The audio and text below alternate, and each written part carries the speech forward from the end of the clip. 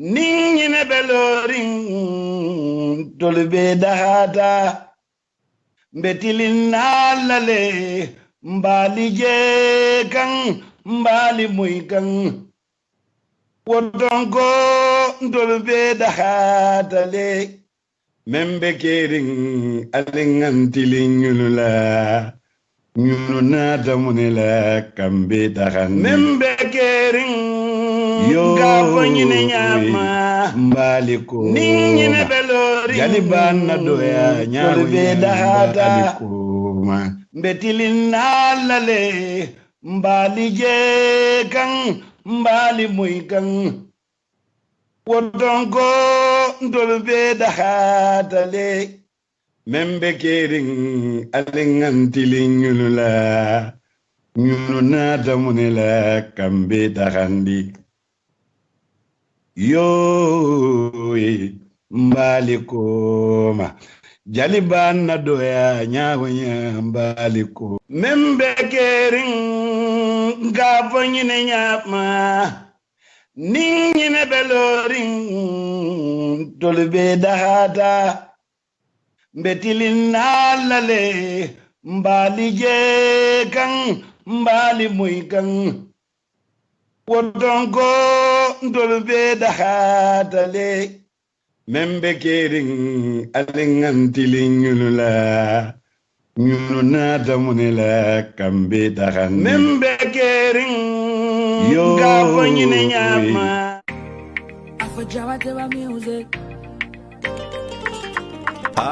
baadiŋolu jula finance itolle nata pour ka moolu dahandi nkali ko mune sone ata jenti ibe do ko wala dawoda yela kodo di jula finance la ye tama ya landi ye banko to gambia banki o banki min diate andon fanan hani dimasu lungu la tili wotili ise cash power kino la moolu yele ke bondi di bokono mobile top bo fanan natal de ole be jamano kan sako jamfa jankano ate mandiya walla al mobile top bo ki alla modiye min yalon ko be gambia dami yalon ko ngawke lokugo mume be tili woro wuloto idunta guarantee trust banko bankono ni kodo kiye nin jula finance lela kabirim banjul fo basay isela kodo sotono jele bari man ada wala de soni andiro kale atol min yalon ko albe kombo ma fa mala alte la kunda bato mi yalon ko wala be 18 kairaba avenue post office johnson auto atol min yalon ko albe soma bara anen birkama ba nga kunda le soto jele da min yalon ko di du taje nyabiti nyaayele ikela kodo sotole atala kole ya kutije wala na lafta kuma ko lo moyda nyin kuoto al kumandiro 013 84 240426 079 4953 3233 079 4914 4674 013 84 35 9749 074 38 06 1440 wala gambia fankono 953 9595 789 0011 439 2592 305 1432 Jula Finance Limited.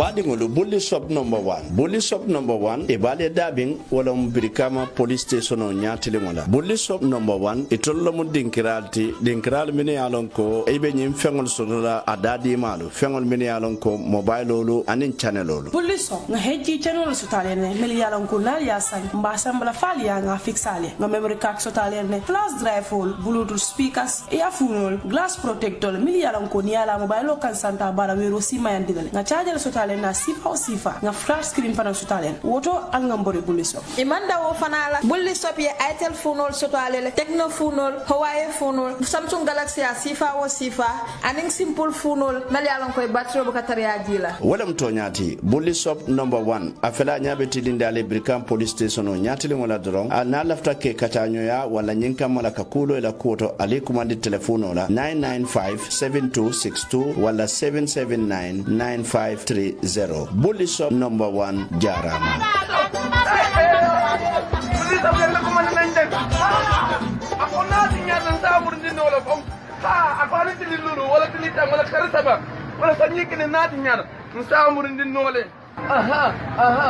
aha alhamdulillah rabbil alamin bulli shop jarama ala baraka dua moro dua mala mini jabiya moro dua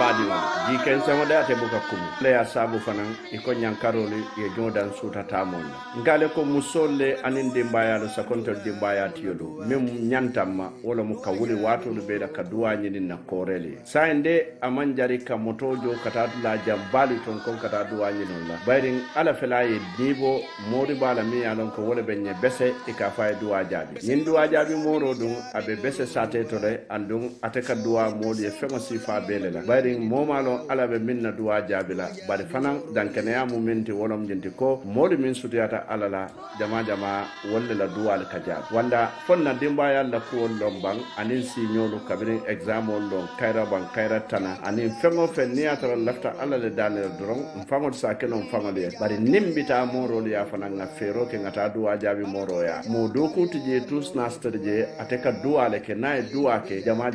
ala kala duwa le jabile walla badi ngol wulu lalle alga wulin naw dimbaya la ko fe niaje dinno do malata ala wulu lalle wulta ka duwa jina la ko walla ne lafta duwa jabi katanya ala dron sa commande do 7942387 walla 7361178 duwa jabi moro wala nata ka duwa banko e ka duwa mbe nyin kamala ala sanna haje ni ja mala ni jabi ya moro duwa.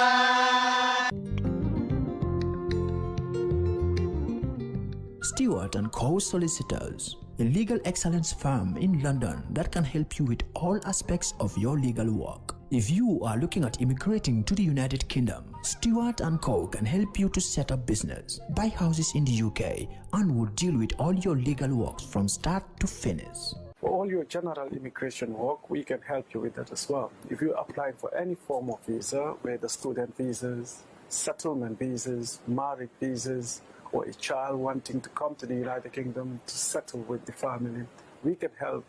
you to achieve your goals. Stewart & Co. Solicitors, a legal excellence firm specializing in conveyancing, immigration, litigation, family law, personal injury, licensing, no win, no fee. Contact us today at www.sk-solicitors.com. The Gambia Police Force, in partnership with Comfort Quality Services Limited, brings to you a new aluminium number plate for vehicles and motorcycles. The registration process starts with a payment at any Trust Bank branch. Prices are as follows. $1,100 is for vehicles and $630 is for motorcycles. Once a payment is made, simply bring your receipt and car documents to Gareba Police Station or Banjul Police Headquarters and have your new number plate printed within minutes. We also have registration offices at Basse Police Station, Farafenye Police Station, and Brikama Police Station. Comfort Quality Services also brings you a service at your doorstep for customers with 10 or more vehicles that want to replace their old number plates. Call us on 203-6437 or 360-8628 and our friendly staff will come and collect your payment and deliver the printed number plates to your doorstep. Replace your old number plates with our new aluminum plates that are durable, international organization of standardization quality, and with a 75% visibility at night. Comfort Quality Services. We answer to all your quality needs.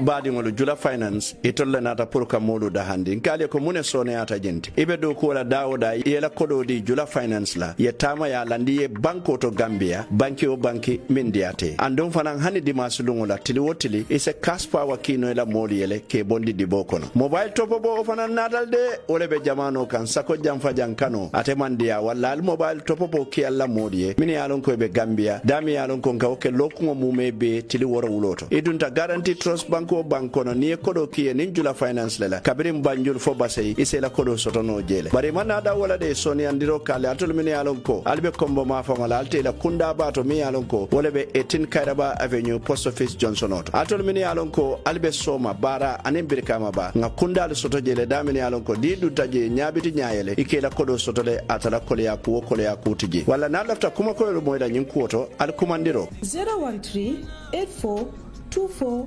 04 26 079 49 53 32 33 079 49 14 46 74 013 84 35 97 49 074 38 06 14 40 wala Gambia fankono 953 95 95 789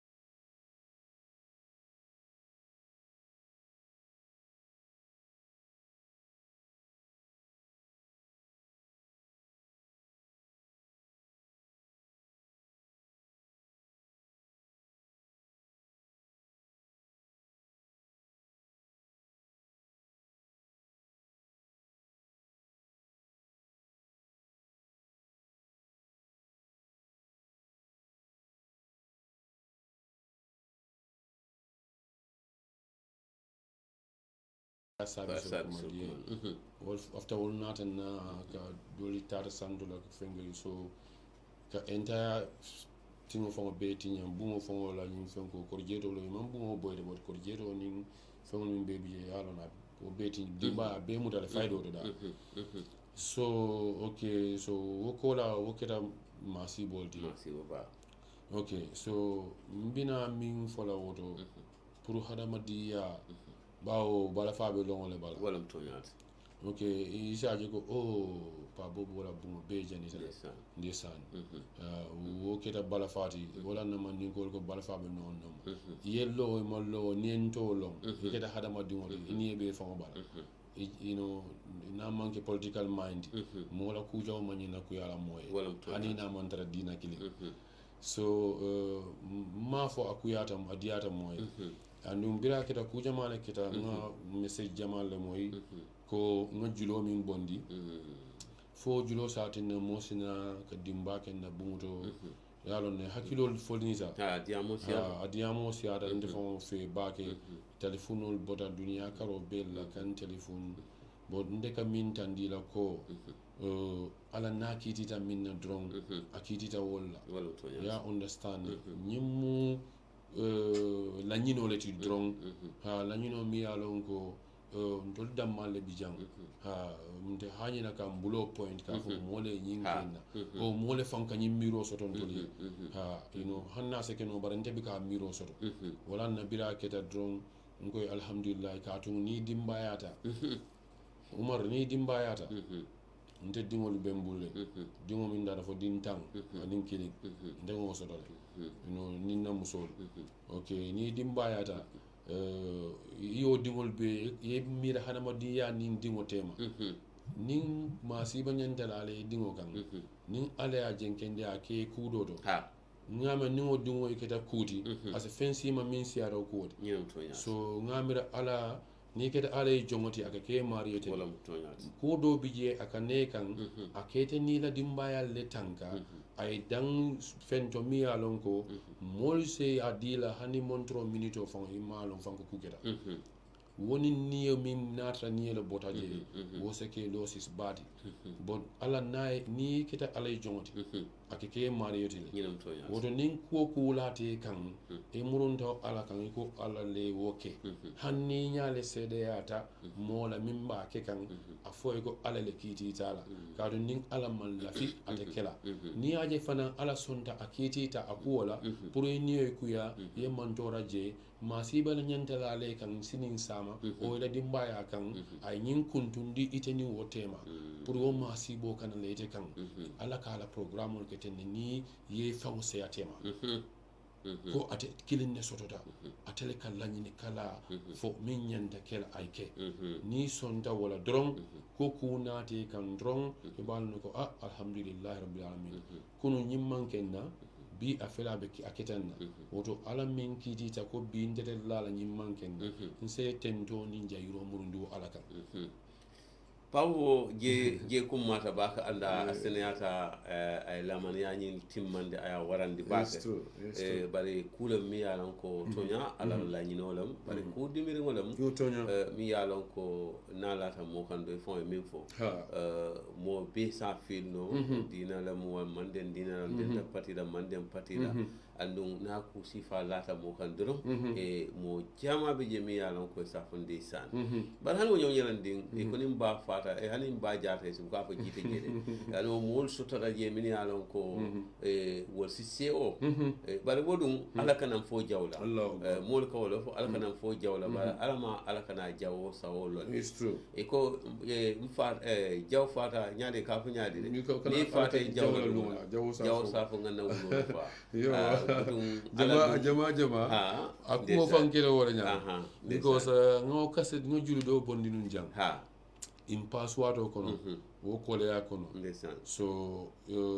nata sa soto iko okay wo julu nyi ngaminge wo le muta so nte Umar nte fana mu jalol kono jali dolati alhamdulillah rabbil alamin an ala tentu wala nte lu talibi jalol doldi mani ata bagi so pour ye ku fon ngani apura e kenna abe kole ala katun ala fon man hani to ku yala kaatu ni yake ndela ndete fola mbe ala le fola so ala nyunde sonne yake ndela wala na alhamdulillah rabbil alamin umar abala fa warta baki ba ndol mu jalol le musoto fendingo nindi mayo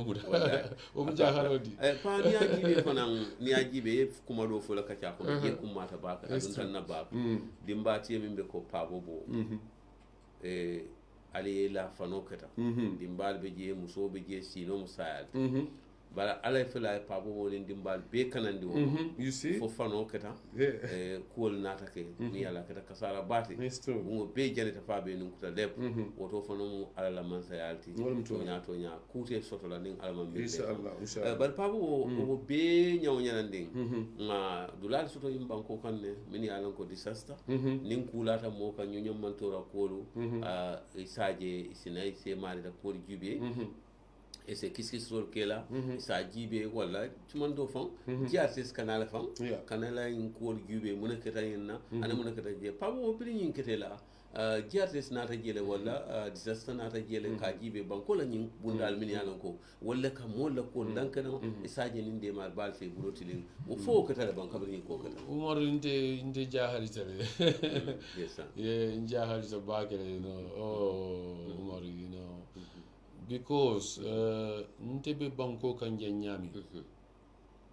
nde dimbai bonde la bunkono even ina salo kono damale muda o karden den killing drum media wolia bondi radio ya fo nde fontulo moy andu media bije banko television killing man soto min bina ka jibe ka tandi mo la ko nyine be keri okay nga journalist killing soto min bota fore am bari male fo moti wogo je mbari ndu nga moy ko ila bungole janita ko ko ni woto foyen ala pour nga post ko ye ndol mu dunia be ndol la ko bi kanu ndol kay ndol te hani nan na ku yenu so min ke tan tela nyanta ka lon hanatra miskala jarratu mbela fla mol ya lon because ndum mol letati manke fon ndande fon di mol leta monte so anata bondi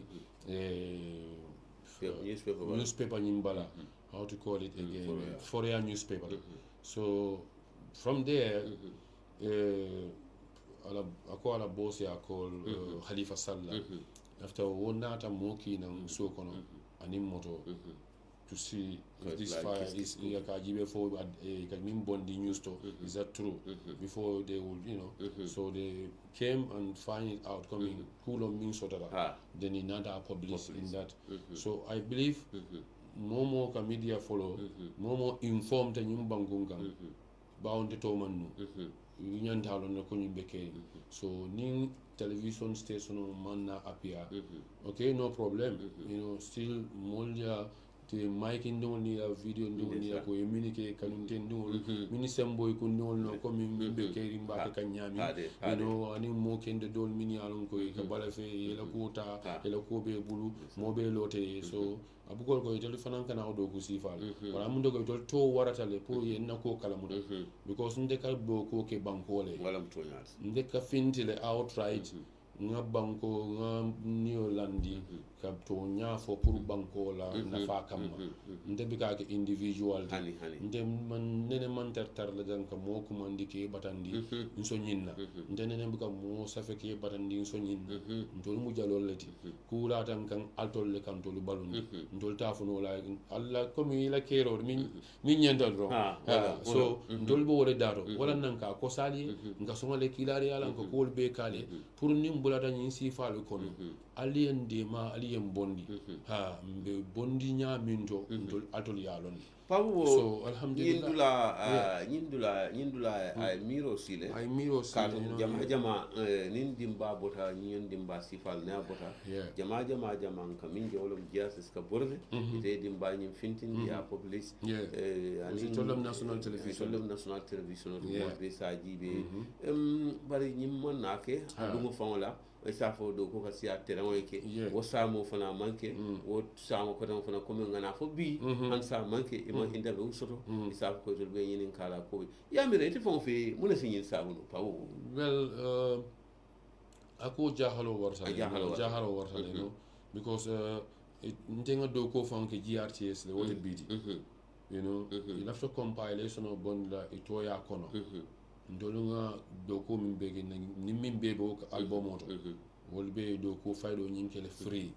ndela peace love and unity abe tama kan GRTS le sanji tang anin fula more than a decade ndela si fenko nyimbe tanken without having a royalty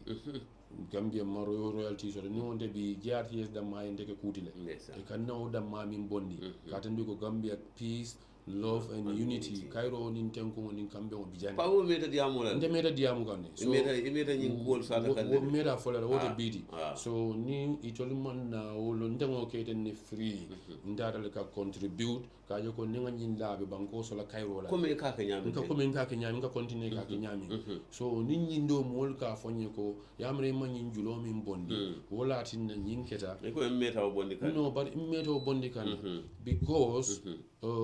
ntenga mira ko nke molu ma koyle na sound o kono okay na sound kilin drone no mi alon ko pro because wo man sa sangara limalti wala na ngo julo sangara ndi wonyama ha pro asa lonko Gambian ko lu nga mutafele fodula do mi alon ko sayin na Gambia le jam mamoje wala na ni hani ta ngo julo fena so nyindo fana nata ate diamo min fo hanni atra akata tije o amantra constitutional atela long ya fenke nyami mbari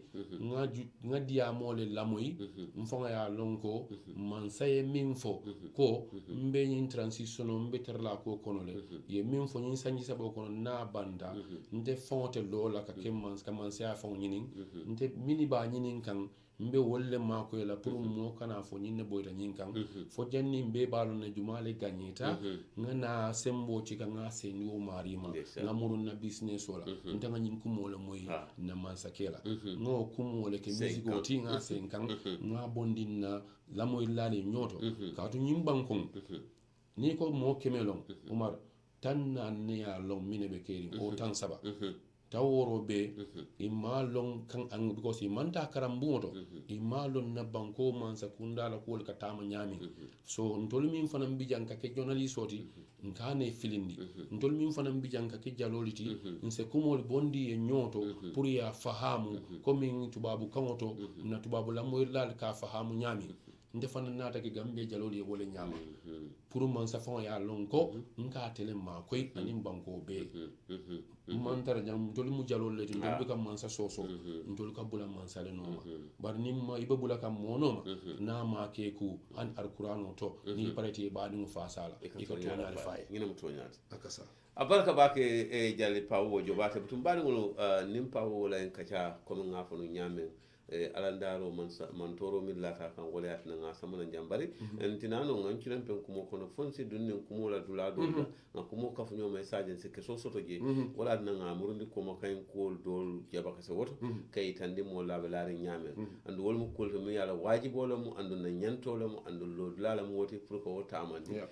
niaje nga jiate sto banque intermediate house to banque la de ba niaje nga jiate sto banque wo mu national CDLT wala national TV so wala hatine jama dun dalta le la man kuto le mo yenti nda fon le ben yillari ma me telephone de o go su man telephone number so to bar ko mi ngalon ko han allumo min aketa imma kala muta bari sa imbe tembo min do e nyanta ka kala muta bawo kulloto police ol min bijan wala ke bali en commandi banko mo kende jamale en commandi umar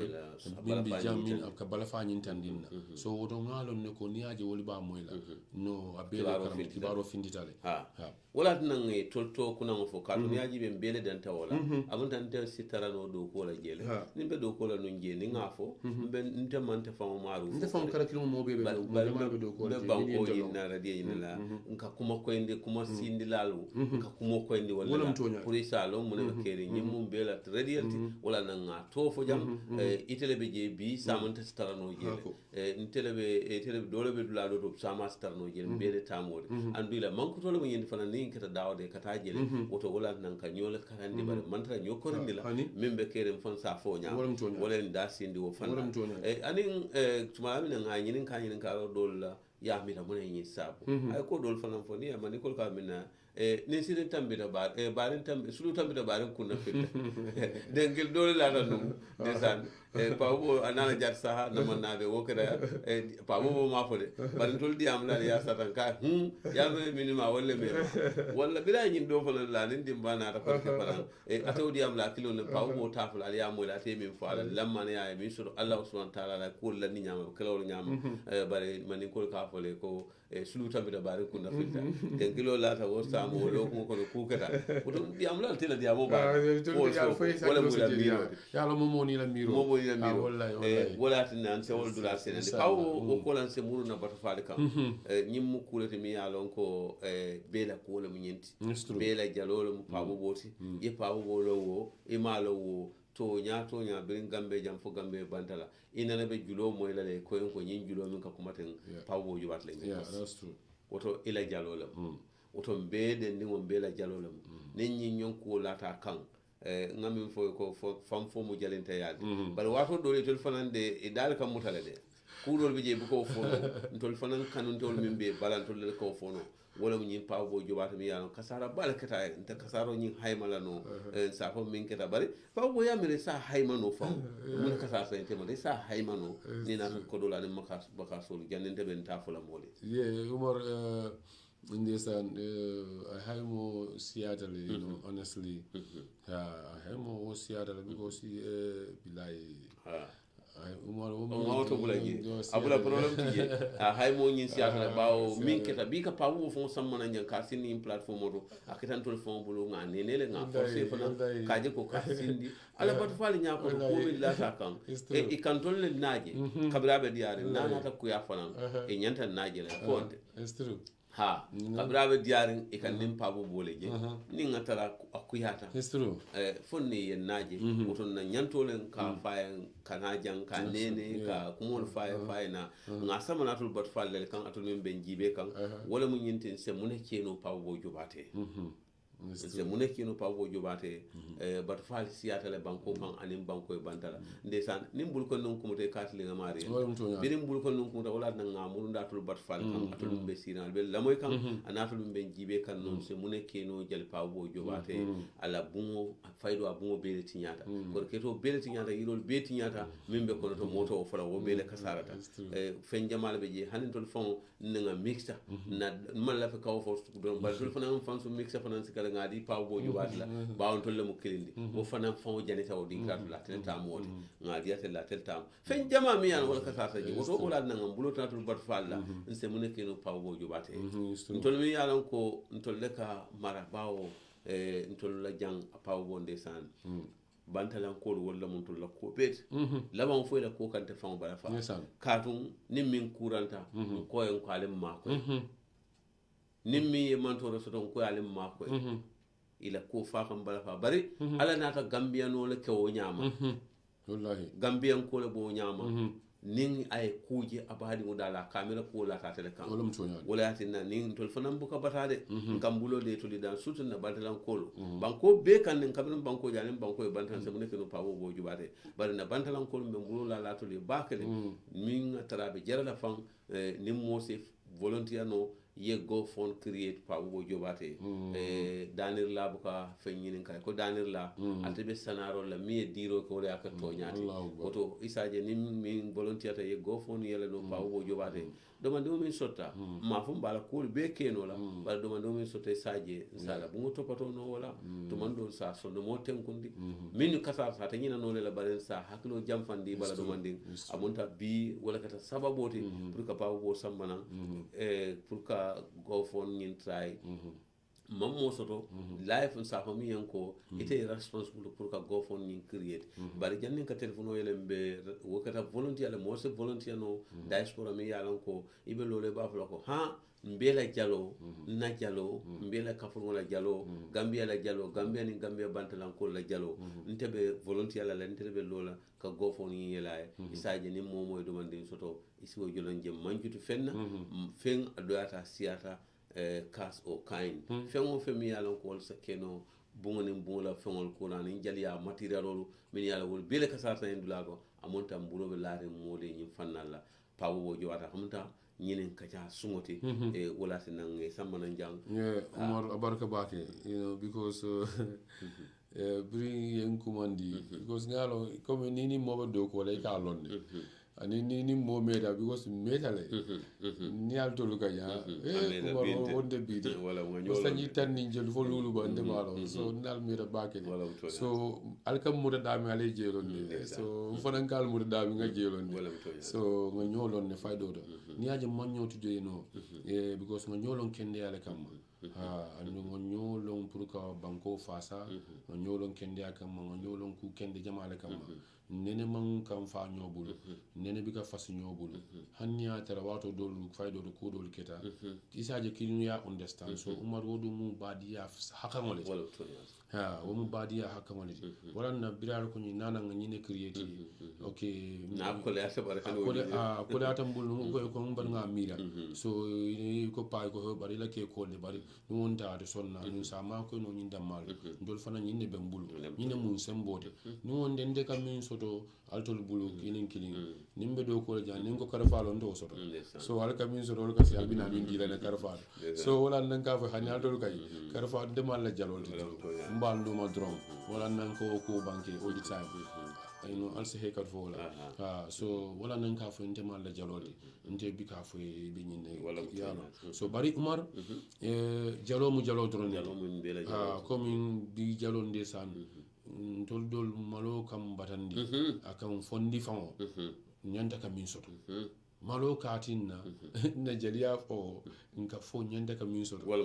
because you ika mira le fon kata nyimmin fo nye fo mba batandi kan ne bang o fo kata nyimmin dani non den do lolu nam nyanda ka nka kora sikan na molu ikata sama min nyanda do mola bile ka wo ka wonyini sama min nyanda do mola bile ka nyini jikirin ko ba so to le fam ka le ni nyini ngai ka fo ko ngara balu nyinol ndol ni ma din dol lambi ka so hani sa wo jali ya kilimol lo wala nam aliya fo nata faham ko nemna tala bungo bungol okay ko ngana si bungo be kan jibi ya longo nyinnon kodi ngal tendu alhamdulillah rabbil alamin o dron fon en kondan you know telephone mi fon dron mol min dron laban umar you know abuko ni atra fon mi bi nde fon de jani da ko so awji billahi min shaitan rajim nga ko mobile man mo so dom be mi ngani ala pour yin ku si fay so pabo yalo ni ajibe jale alde san nyimmu jalol la soto man adan ya bulala batu fa dan wala de ala soto bari ya ma bulala batu fa dan to nga yin taranna nga tan na jalu kunda nga yin tan na batu fa kunda jali se sono fenna bala se dan fenna mo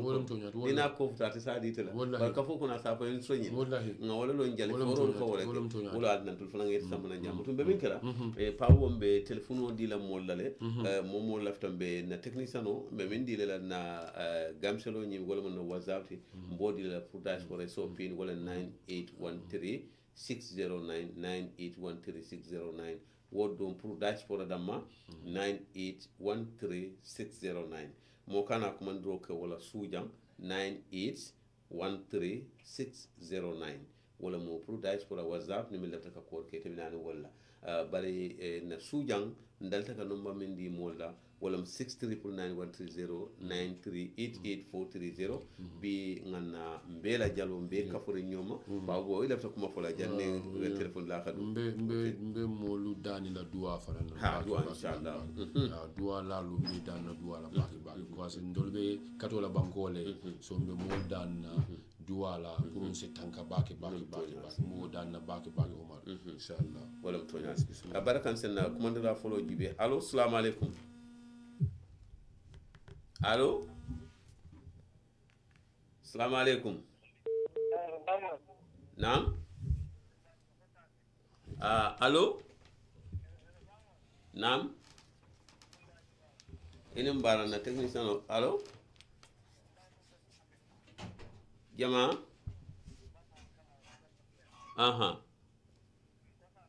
أين دوم اوكي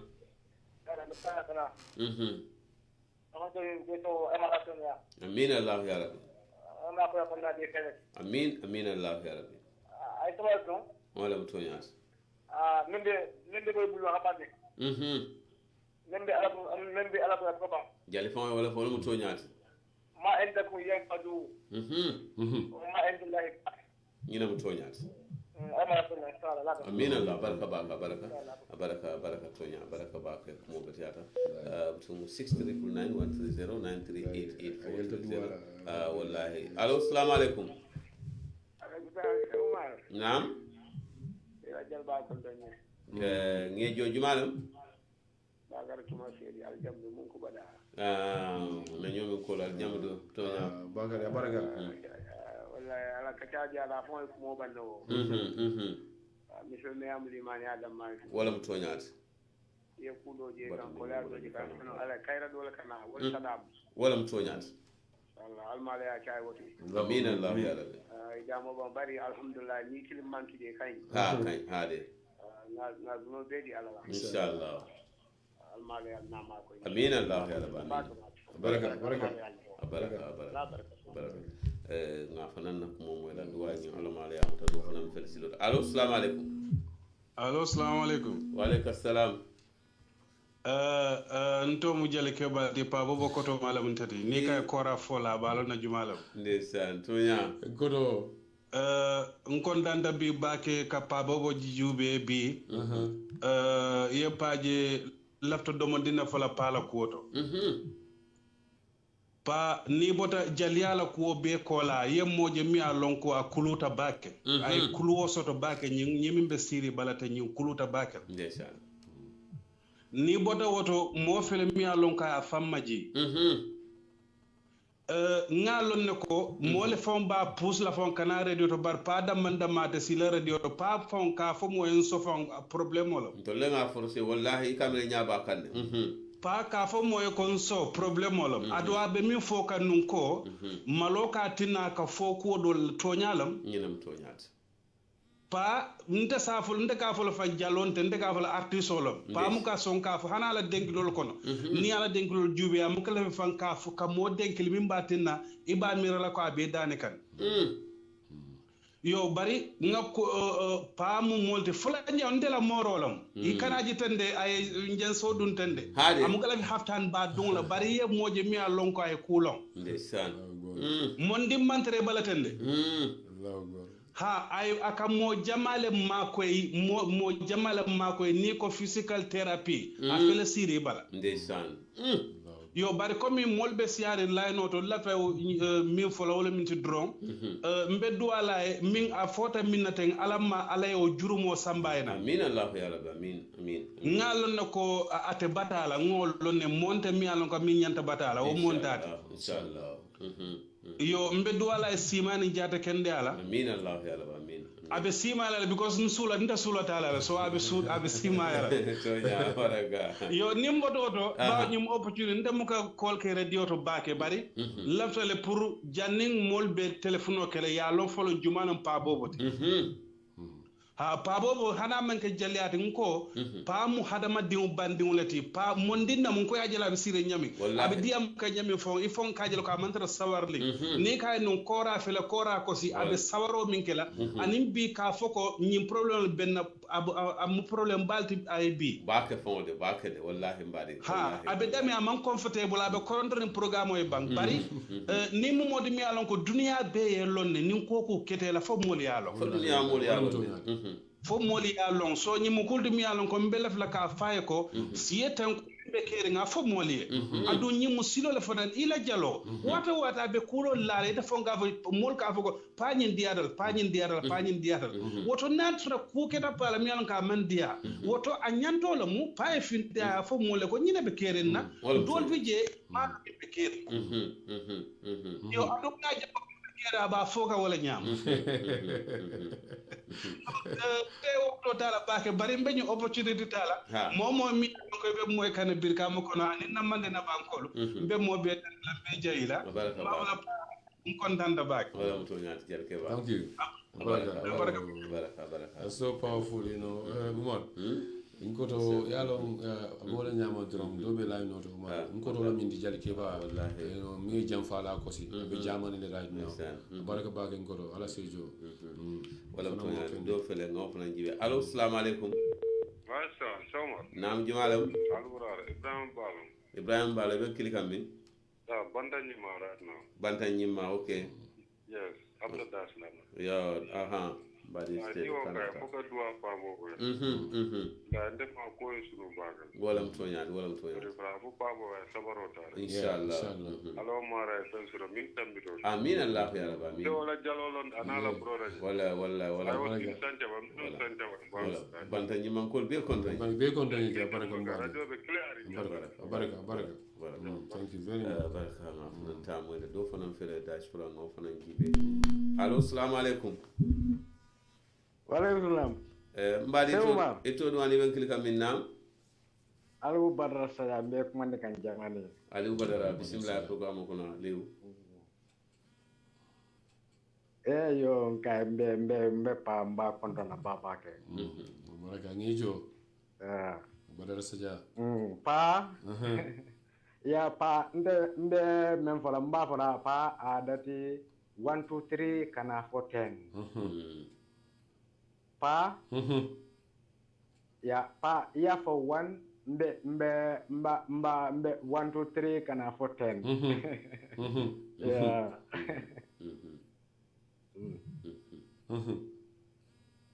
ako 1 ya afo 1 ako 1 liter amandi 1 liter amandi 1 liter karafo amandi 2 ninke bal ko 2 ni ma tujang ibatu la janale 3 tintingu selo amandi italon na fani besella ber ko kan 4 ta niya long membe kering alon na kamen fo wala na dinin ke ba be ba fala membe kering 5 na faya sabi sol niol kumandi ka fo nen ninji manna o kola de ninji o kadada this one 6 sio ni kongwasi ni sio mandi abedira b 7 wala na pa be siri wallahi 7 lano busy 7 na selon kan eko kachola bantaw jija wo man bantaw boyndi sok wo man bantaw boyndi sokora ka jija wolum to nyal eko 8 eko torel jine ana auto maman yala ne ko na babil mansa wo mo na naindu womun nane kun ni o sound ten be ten dan dilale Allahu akbar baraka womu ti adar woni wo do woni ba pa baraka pala ya wala siri dan nawla ya baraka ba shewa baraka baraka desa pa do fana be bundata so fana jibe tum 6399 130 wala 9388430 allo assalamu alaikum alaikum assalam jamalam nane manjang jane manjang nane manjang pamodu bedu alaya amin babo amin ama kola kala kayroti amin allah ya rabbi amin amin inshallah amin allah ya rabbi wala mutonya baraka inshallah baraka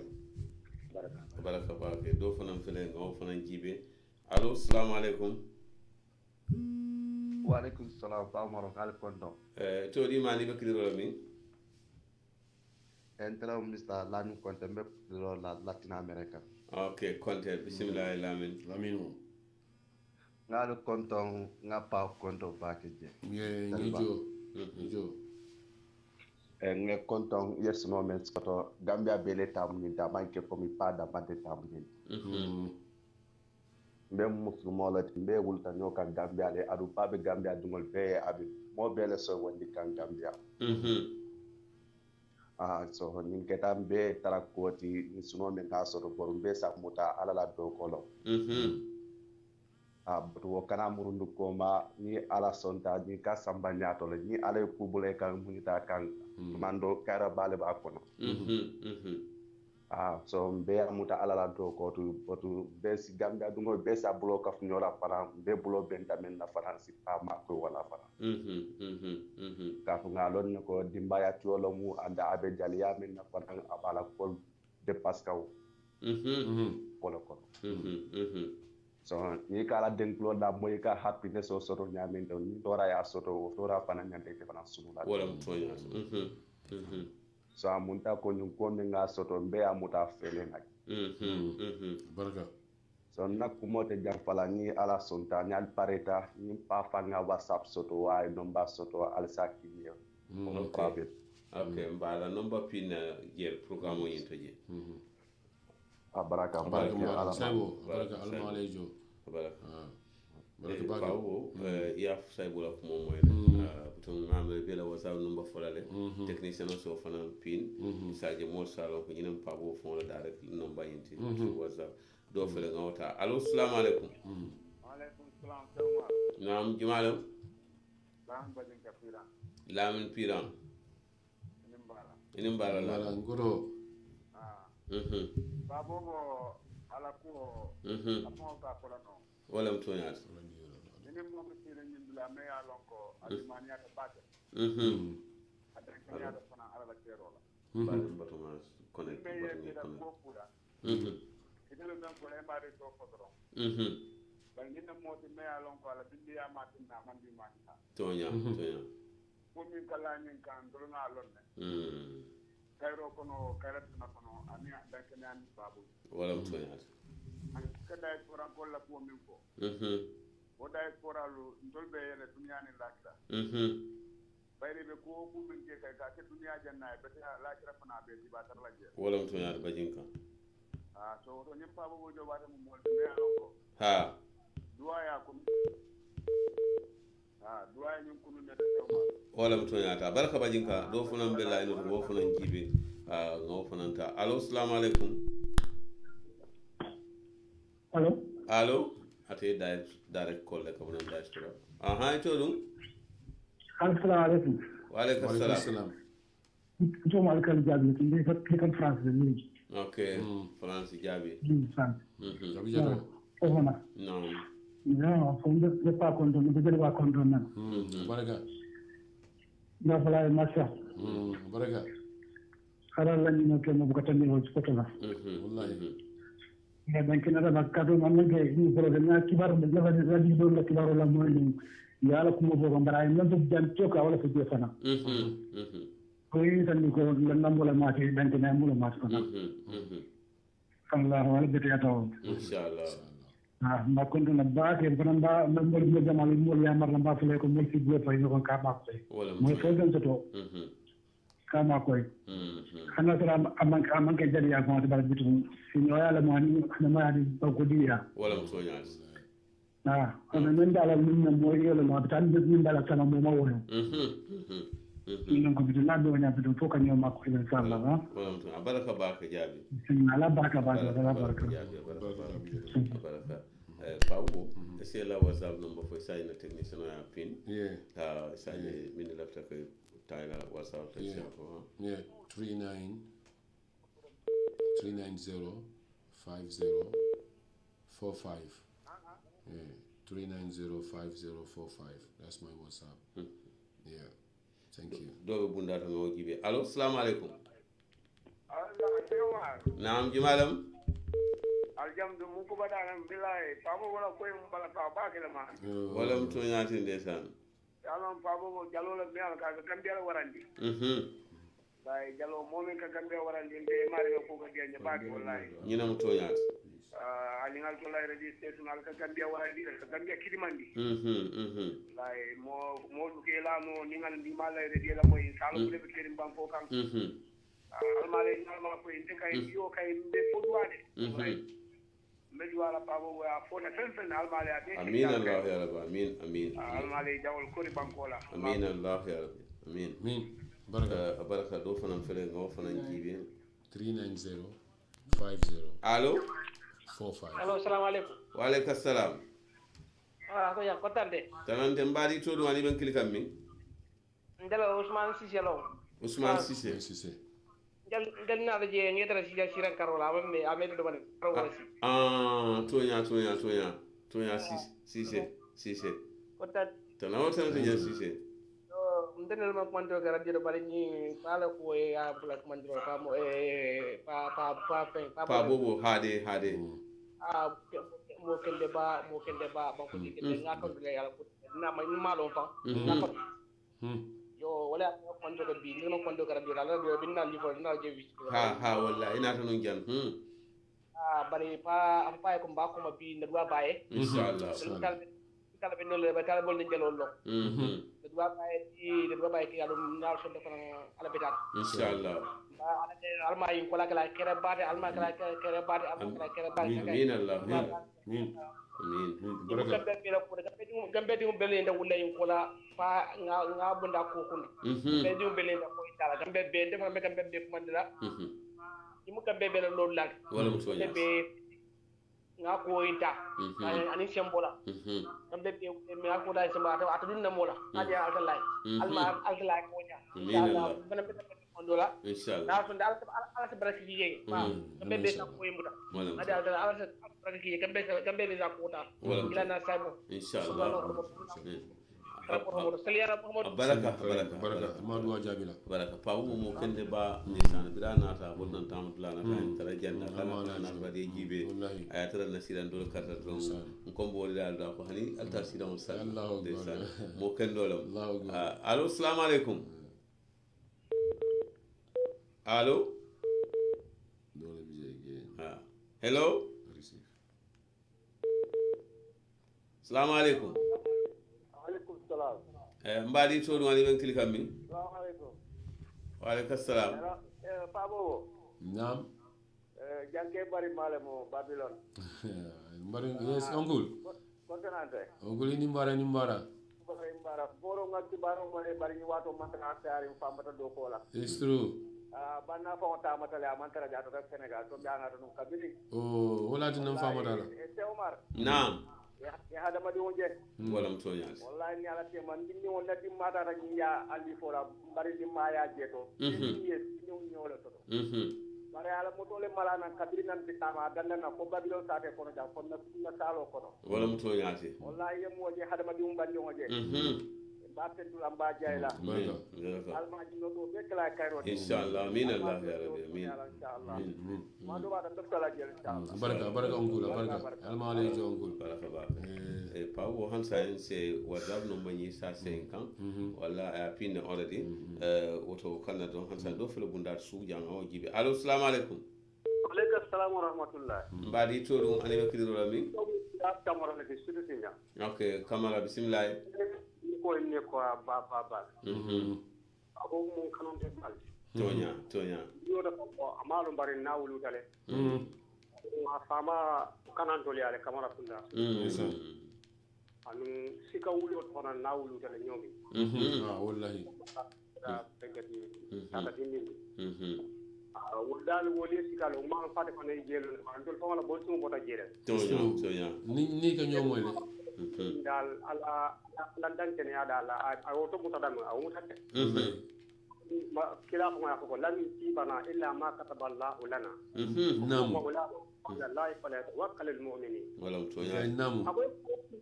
ate kuute mu sotono la foni ate masa talla alla ni tanne hotel woni men defo do ko ngata imana e tobul takun hydrate mu mi alon ko alora GRTS mi alon ko banko bele tamwa aya tonsili adon ko ni ala radio no mo bele ka kontan wol fawol moy ko problème kata ni ya adon dai mamuli nan kana o juube o dala miro wata makale ka ka nga dira mbota da men to tay ka muro ba alo mare ala kana futan no amin allah ya allah amin wala paate alo mare ala ya josi o sonenda inshallah amin allah ya amin baraka armane jo baraka do ngami o silo kan o fana jibe kan so fana jibe ngam cika allo assalamu alaikum alaikum salam mbari to do ani be kilo mi ya sama te so do ko ya bismillah programme kon pamol ndo wala jalbani alama kola be kala kayroti amin allah ya rabbi amin misil me abe den limani ala be de ada kay mo me si ada bayri pour yala den kilomela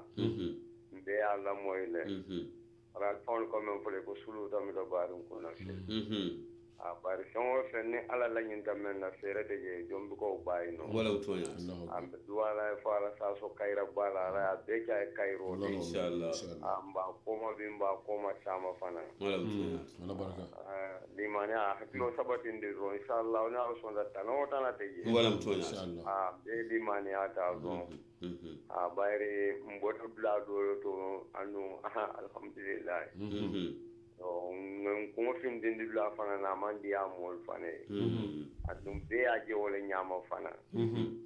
bare almalen so sabu nyimma amin allah ya rabbi amin ngal kulu ngel programme la moy la fana bari ngi katam me madun noje aman so ne akay karam balo li ko don ikaranal ko ben kala daba nyolde kam bindo kan ke binde rawon bar be kirim be la moy kandro wala to ya alman de ma amin allah ya rabbi amin baraka pabo say ngalo wato min to je fana mansia kuma dira do be kuma dira fula tala sujanne o ko lan na fula ta dai sura fana ni ngatra ngai soto do fula ngaji allo assalamu alaikum wa alaikum salam naam yo baraka ba ko ndom ba jumalam wadin den birkama ni ko ndom ba nye jo se pabo ko ndom baraka ngi jo mi ya soto asa mo be soto no ba amalen be tankan amin allah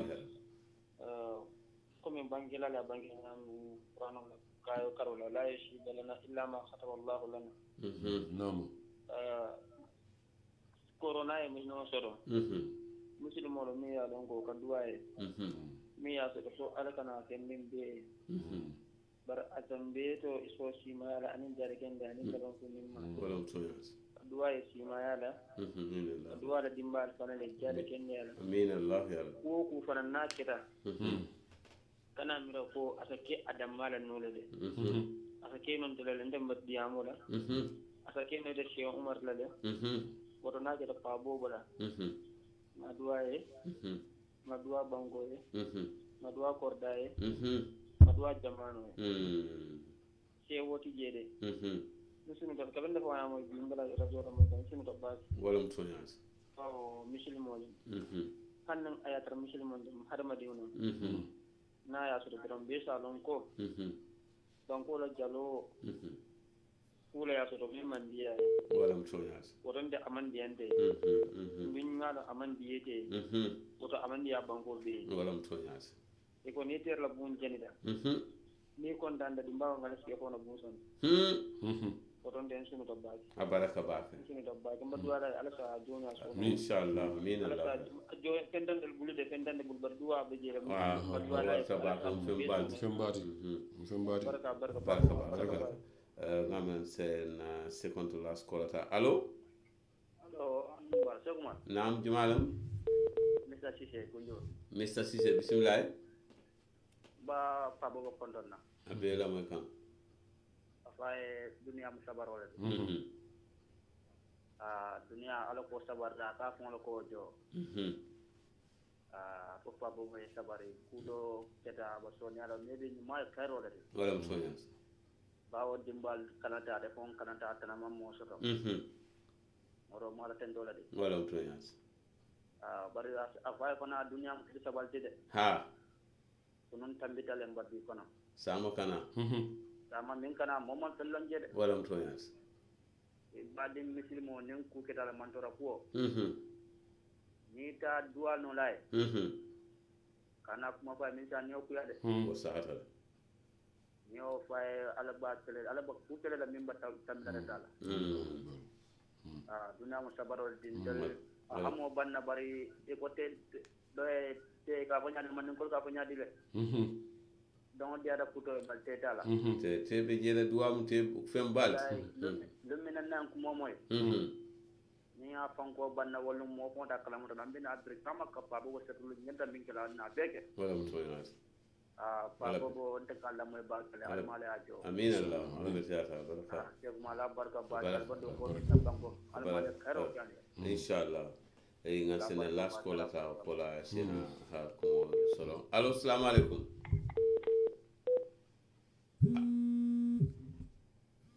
allo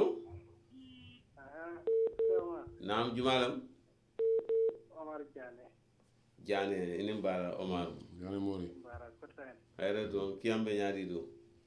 ya yanda mbado bando wante alhamdulillah akalla be kenno nyu kontona ni jo andum bala suno fana mutala fe amma on tambe karnani kontola nabe sirin ke moto badala ya kuma de programme la ke masana to ke jana kunda to nyala dala ba ke je kay to nyala bare tumando ala be nyin kila kayrati le inshallah ala kan fa asa an tukra wa ya huwa khairul lakum an tuhibbu ya huwa sharrul lakum na ne ku ya bunda dol bi je ak sin nyoto ra katara mun na kayroti wala to nyala nanni sewo fanan dol bi je afu kana kenyi kayrati ya allah alma alayhi wala be kay kayrati amin allah ya rab amin ala ka jonken do jarati min sila jamalna wala mtoyas yelandi man yani kenya dibe bare duwala be duwal min kala man fatalla te do indi la nyinna wala mtoyas inshallah hadama dingola kende ya hani kunna biya men be alkiyama nka ta man se soto janne moli mo men fo moma wala ma man kutoti wallahi wala mtoyas ka kende ya fuje wala mun man kutoti nala si kuntu ndin ko non defana na korosiro futata wotole ko men nakanunte do kamen ko jalke ba men bata kolla ha nakanunte bala ma fana ya no non ko nyin nakku woto je sabatiri ngele tuma don tol fana nan ne ku yan sa jara nyin ka ala dana fa alkin ko la kay kay rabati amin allah ya rabbi ala sa kay yirwa bati inshallah amin allah ya rabbi ala ma ala kay tanka bati amin amin allah ya rabbi amin tanka alquran wala tanko kan ala sa sutra alquran wala sutro kan amin allah ya rabbi ala sa hijabu alquran wala hijabu kan amin amin amin allah ya rabbi hormoni barakot amin allah wato hormoni amin adda sallallahu muhammad sallallahu alaihi wasallam baraka pawo watenu kanun telati afana lolo asikol kana kabuna nyana kunda kono ngata lam las kola te bare mobi je ngamla no na ta nyola ko be sakri ngabala kat nsewta ngo kana las kola yinta allo assalamu alaikum alayhi salam shawman nam nimbara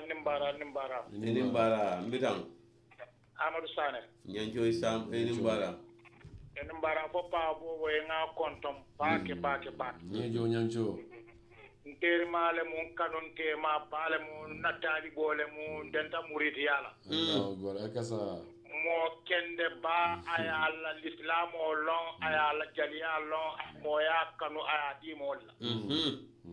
na ka sinyo kan ne sanji jama aya ne kende ke ari afaye duniya mustabarot sabarla ala e walla kunko farfar ate ala fon ya sans mo ne te dunnola kono mimman sabarota animi hasidi asoto mo kadu allomo ajimane yaleti anin ka silangate alala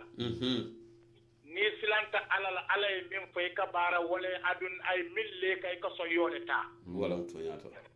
manyanna nyaaso la blado to buluba mara nyaato ko may ka ala dammal jibe adima ana kuma kanto ate alale adama du naati atumomi naate fonko ay kalale foloda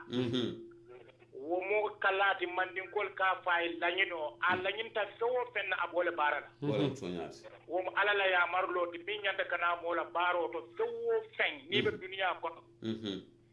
ite nyanta ka dima na kuma la soto nyin kalayo safel kabirite fo manje nyim bankun kan wo yatin na ko joy la limani ale kumata ani ale min fay bara wala to nyaati barimba fola ay tabaro min soto ay kontinala dimba mu kayro le dimba kayro le mun tele ngo boy Amadou Sani dimba mu kayro le di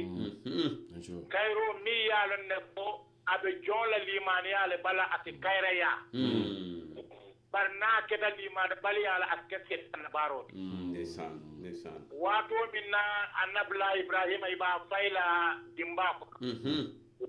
ñin dimba mu Ibrahima la kayra dimba la di ballonna doliyaje ko manam dawoliyaje ko jahannama dimba la ma di abi janila jele barkata Allah subhanahu wa ta'ala pareta dawoliya fayje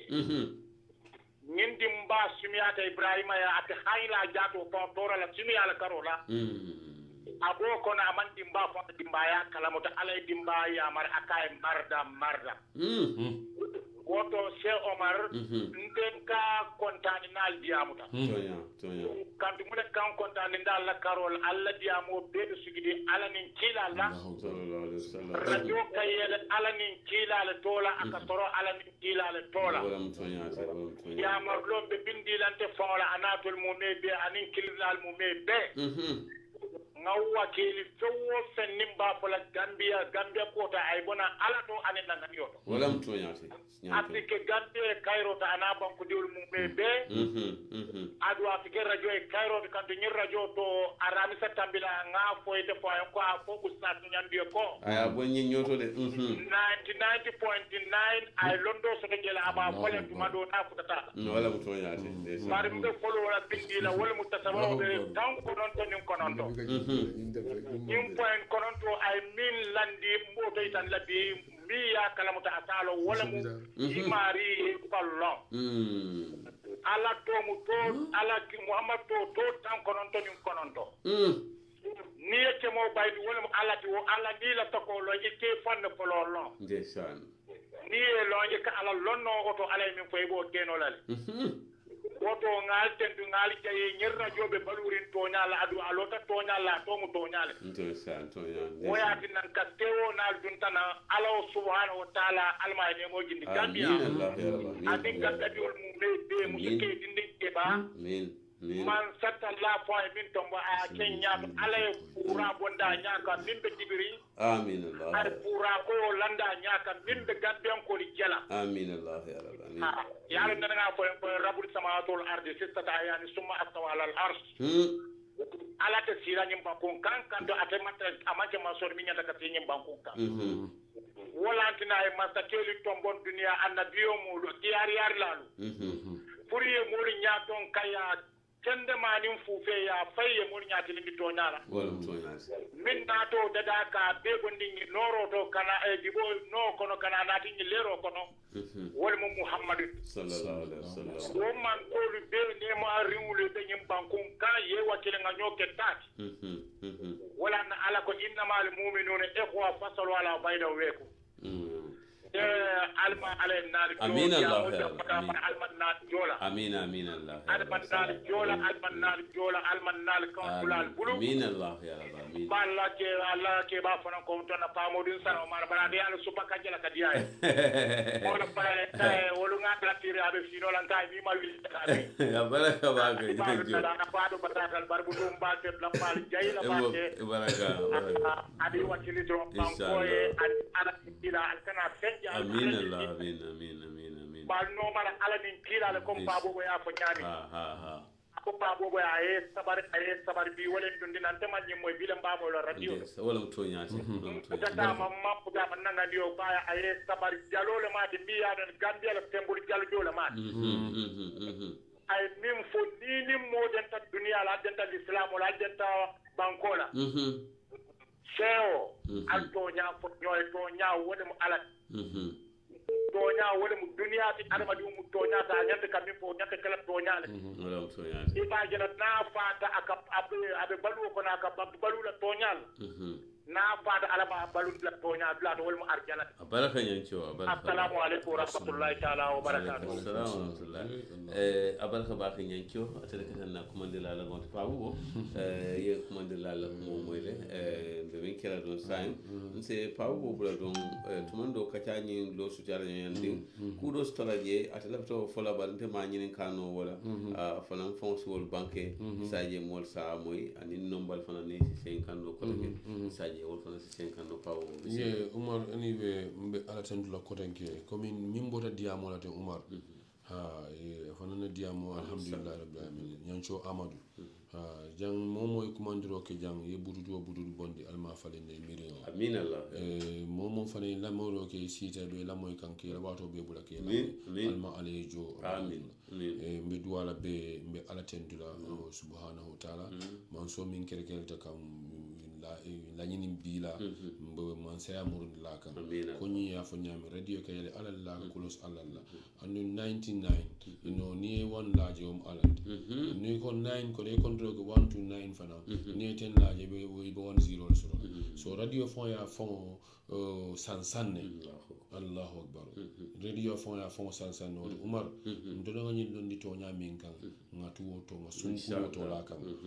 because radio fon ya fon sansan ite ku ken wala la je ini alal be ke wala sai bawa man wuli pour ka mo man do wala ka kudo ke na ke ta fanan ay se he ko do man illa wala je bari mimbe banko de dala ngani radio wala mun hamoti biri man ni radio so don ka siten ngata ata ala ba ko di am biri man dara do ko fa so de ka bori radio tiol no ka fo ay be ni ne kele be ni kan bo wolbe ko ñol fo bi altala de mala fa fona ta ka hakilo di la ni data fo le ka nomba di la nomba de bi ga choose radio fo le mi be fenga lancing di le ga fo now ela lancino is 99.9 wa rate fa ma fo en lafta wallahi o don ni 99.9 itata londoto ni tata londoto e be bulo fatala Allahu akbar oto molu be tentu ngala mo la be jayi e mbafla banko moy mo kana ni kana mo batandi alla la nyino nimbe ala fola mbe ko kudan se ala tambindi so ala tambindi ngatara banko ma ko ila niatra mbe ko kula nim banko ma ko lo nga continuer niatra mbe kula kullo ko no benna selfish interest la ko min ndamma fankol oto alme mani jole le barajo la bari nim banko de Gambia umada adua federa bi manke dunia be fanan ake niji ni tar Afrika la niji dula mu jannati ala le fam kiti tala ni londo so do Afrika korosi ya jibe ni londo ko si ya jibe ko Gambia be wori ngai damin ni salon ko ala fam ko mena bulo do ngana dino ko to nyami bulo de nyimban ko to wol nyam kayro ko la defem moy la wala to ala man sado Amadou Bamba hormo mam Sera Fall hormo akasa ya ko mo mbake barka pawo jo wate dum bari wolo ngol soto wato to ngamin kacanu janne na jalba min kada pawo jo wate millata kam be ngajele wala mu dimbami yama to dimbala man toro nyin be ala danna fo ala mu joserate ala sa josero ke ba wo kan na nyon yirande bulo be laren na sembetiere min yalan ko isma ko ro ke no nyawnya wala na pawo jo wate la non batanga peske ni miaje e se demaro de marke no don kutum fatabal ko kala so ke no duala al fana min yale ka duake wo ka boda ma ka ban ka da min jibu ka fa oto bol fana bulo la wol fana oto bari wol fana jando ngal tentu ngal jey na programme ko no membe kering bi ko take al nal bari ma se on fofan ani na jallo pawo jo baraka ka sa thank you ma fola wuli nyama muna membe kering butongo mbadiŋol mbe mo be salamu la a togo na kontoŋo la mba fula mole ko toña fo tumo sita muna ko bono mu ba tiyol ti bari ñakulu malo kalero kono mu ba kunkolo faŋo le ti kuno dampaŋo na siŋo me kuno nafa kuno yo lonne butongo mba fola a ñanta fola ñame butongo membe keren mba fola wala ñama membe keren ma fula wuli nyama muna membe kering yo ma satala wuli nyama muna membe kering ma fula wuli nyama muna membe kering yo ma satala wuli nyama afo pamudu muna sata afo dunia bebe lamay afo pamudu muna sata afo dunia bebe lamay membe kering ma fula wuli nyama muna membe kering ma satala wuli nyama muna membe kering yo ma fula wuli nyama muna membe kering mbasata la wule nyama afo pamodu munasa afo jawate ba music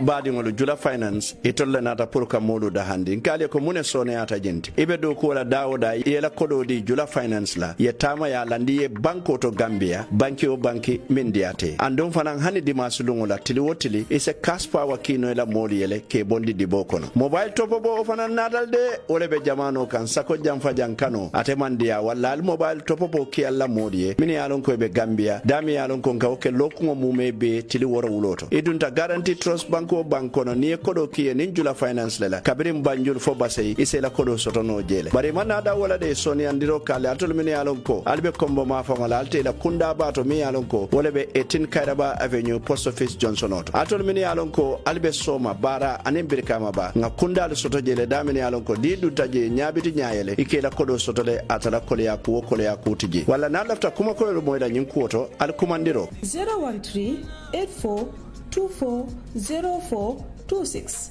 079-4953-3233 079-4914-4674 013-84-35-9749 074-3806-1440 wala Gambia fankono 953-9595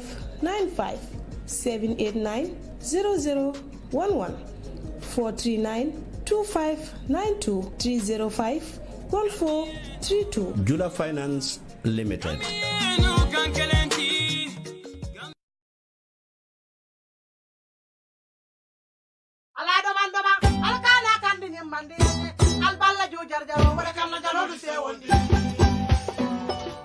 Badingolu bully shop number 1 bully shop number 1 e bale dabing wala mbirikama police station o nyatili ngola bully shop number 1 itollo mu dinkiral mini yalon ko ebe nyim fengol sodola adadi malu fengol mini yalon ko mobile lolu anin channel lolu bully shop nga heji channel sotale ne mili yalon ko nal ya san mbasambla fali ya nga fixale nga memory card sotale ne flash drive full bluetooth speakers earphone glass protector mili yalon ko ni ala mobile kan santa bara wero sima yandile nga charger sotale na sifa o sifa nga flash screen fana sotale woto al nga mbori bully shop imanda wo fana la bully shop ye itel phone sotale le techno phone Huawei phone Samsung Galaxy a sifa o sifa aning simple phone mali alon koy battery bu katariya jila wala mtonyati bully shop number 1 afela nyabe tilindale Brikam police station o nyatili wala drong na lafta ke katanyo ya wala nyinka mala kakulo ila kuto alikumandi telefono la 995-7262 wala 779-9530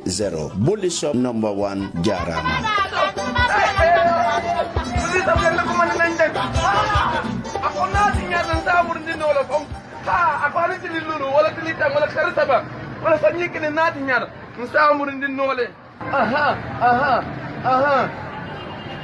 alhamdulillah rabbil alamin bulli shop jarama ala baraka dua moro dua mala mini jabi ya moro dua baadiŋol jiken saŋode ate buka kumu le ya saabu fanaŋ i ko ñankarolu ye jodan suutatamol la nkale ko musol le aniŋ dimbayalu sakontol dimbaya tiyolu miŋ ñantanma wo lomu ka wuli waatolu bee la ka duwa ñiniŋ na koorel ye saayiŋ de a maŋ jari ka moto jo ka taa dula jam baalu ton kon ka taa duwa ñinol la bayiriŋ ala fela ye diibo moori baa la miŋ ye a loŋ ko wo le be ñe bese i ka fo a ye duwa jaabi ñiŋ duwa jaabi mooro duŋ a be bese saate to le anduŋ ate ka duwa moolu ye feŋo siifaa bee le la bayiriŋ moo maa loŋ ala be miŋ na duwa jaabi la bari fanaŋ dankeneya mu miŋ ti wo lom jinti ko moolu miŋ sutiyata ala la jama jama wolu le la duwaalu ka jaabi wanda fon na dimbayal la kuwolu loŋ baŋ aniŋ siiñoolu kabiriŋ examolu loŋ kayira baŋ kayira tana aniŋ feŋo feŋ niŋ ye a tara lafita alla le daani la doroŋ nfaŋolu se a ke no nfaŋolu ye bari niŋ bi taa mooroolu ye fanaŋ ŋa feeroo ke ŋa taa duwa jaabi mooroo ya moo dooku ti je tus naasitari je ate ka duwa le ke niŋ a ye duwa ke jama jama ala ka la duwaalu jaabi le walla baadiŋolu wululaalu le ali ŋa wuli na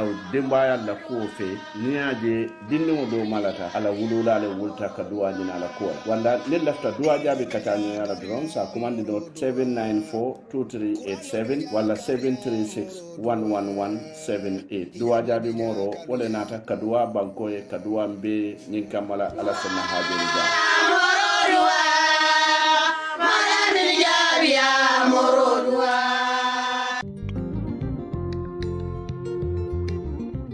Stewart and Co. Solicitors, a legal excellence firm in London that can help you with all aspects of your legal work. If you are looking at immigrating to the United Kingdom, Stewart and Co. can help you to set up business, buy houses in the UK, and will deal with all your legal works from start to finish. For all your general immigration work, we can help you with that as well. If you're applying for any form of visa, whether student visas, settlement visas, marriage visas, or a child wanting to come to the United Kingdom to settle with the family, we can help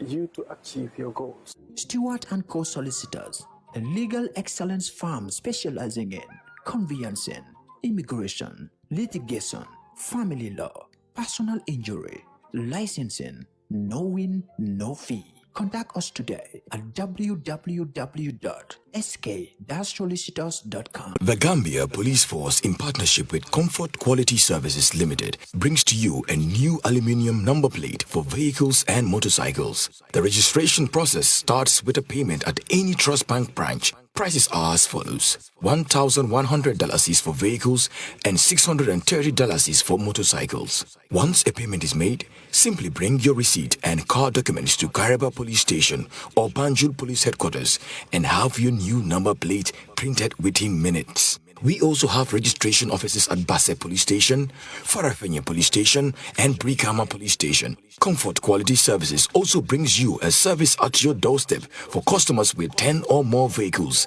that want to replace their old number plates. Call us on 203-6437 or 360-8628 and our friendly staff will come and collect your payment and deliver the printed number plates to your doorstep. Replace your old number plates with our new aluminum plates that are durable, international organization of standardization quality, and with a 75% visibility at night. Comfort Quality Services. We answer to all your quality needs. Afro Jawa music.